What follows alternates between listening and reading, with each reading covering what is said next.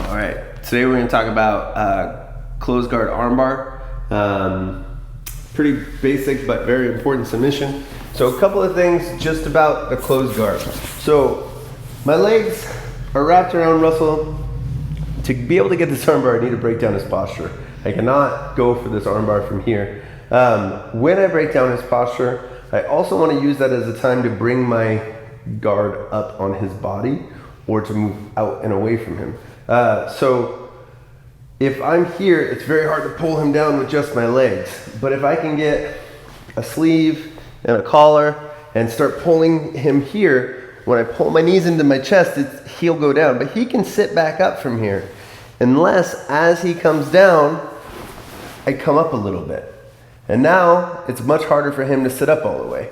I can also bring this leg up and put this foot out on his hip and drive myself out a little bit. And now he's in the hole. And I'm not hip to hip, and it's much easier for me to start making some attacks from here. So, that breakdown can be achieved in a lot of ways. It could be a collar and sleeve. It could be same side hand and a head grip. I really like to reach to the back of someone's tricep and cover their forearm with my forearm.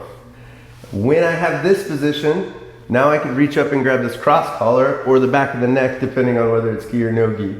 And we can pull them down, put a foot on their hip and start shrimping out. So this leg over here now is a barrier for Russell's arm. He can't pull that arm back in.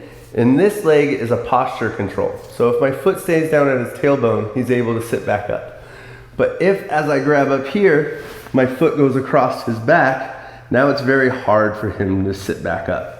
And I'm either grabbing his gi or I'm grabbing the back of his head to keep him from being able to sit up. From here, my leg is not gonna swing all the time because that gives him time to come back in. I'm gonna smear my knee on his ear and his face until I get my hamstring over his ear. If my hamstring goes all the way to the back of his neck, it's fairly easy for Russell to turn in towards me and start stacking me. Oh, that's a bummer. But if my leg goes right over his ear, now when he tries to sit up, it's very difficult. So the finish here, I have his elbow past my pelvis. I want to try and make his thumb point to the sky. And I don't want to push Russell away necessarily to finish this. There is a way to get a tap there if I have a nice tight grip and I'm pushing and hipping at the same time. But what I'd rather do is curl my heels to my butt and send my hips to the sky. And it's very much a smaller movement. I see a lot of times, new folks especially, grab this wrist and as they hip up, they also release tension.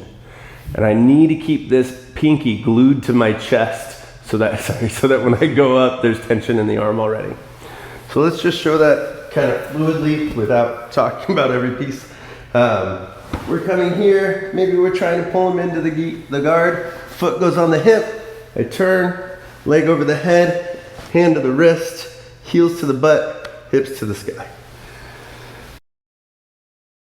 Okay, so let's set up our arm bar. We get it to it. We got here, really important. We got that head control. So I'm not giving him an inch. And I bring this one over. I got my control, but he stacks me. As he stacks, if I fight here, I lose.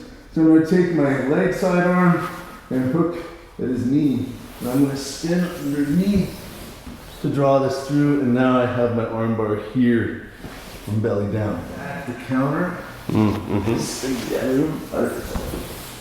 get a follow.